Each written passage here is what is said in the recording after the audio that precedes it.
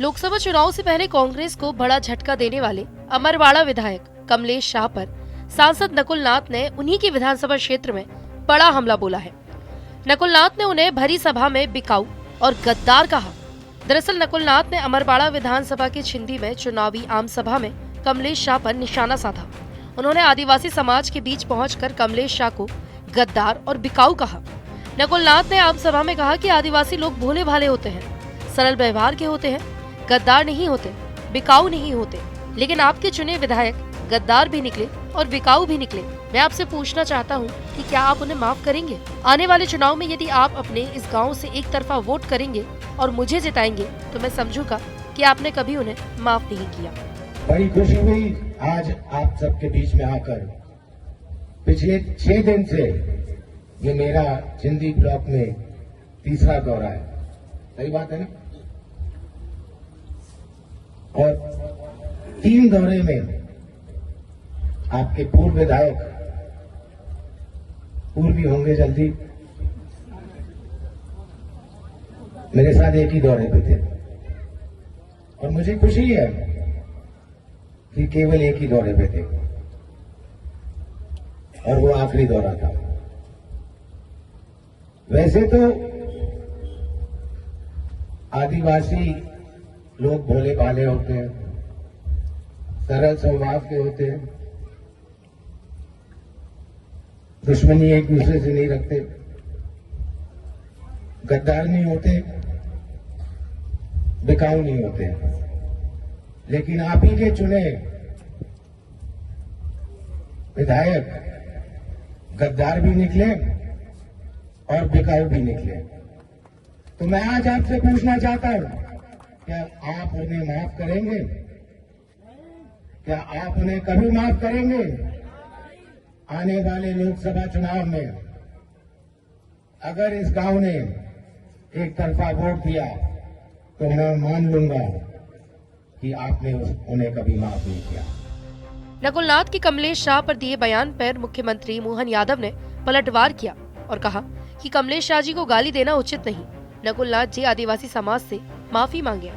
के अंदर परिवार में कांग्रेस की बड़ी संख्या में लोग आकर के अपने आप को सुकून पाते हैं और राजनीतिक दृष्टि से काम करने की एक अच्छी अवसर की प्रतीक्षा में, या खास करके राजनीतिक दल के कार्यकर्ताओं की जो मन की इच्छा होती है उसके अंदर काम करने में जो सकारात्मकता होना चाहिए, राजनीतिक समझ होना चाहिए, सूझबूझ होना चाहिए, जो भाव होना चाहिए परस्पर सभी समाज के लोगों को चलने की जो भाजपा की परंपरा, वो सहज लोगों को आकर्षित करती है। और बड़े दुर्भाग्य के साथ कहना पड़ रहा है कि कांग्रेस और खासकर इनके बड़े नेता अब इनने अपने परिवार में कांग्रेस को बंद कर लिया। उनकी पत्नी, उनके बेटे वो ही नेता बनना चाहिए, आम समाज का कोई व्यक्ति नेता नहीं बनना चाहिए। मुझे ध्यान में आया है कि कमलनाथ जी के बेटे नकुल नाथ जो छिंदवाड़ा के कांग्रेस के प्रत्याशी हैं, हमारे गौंड समाज के बड़े अच्छे, अभी तक कांग्रेस में थे तो बहुत अच्छे थे, जिनकी 3 पीढ़ियों से विधायक रहे हैं और गौंड राज परिवार के सदस्य हैं।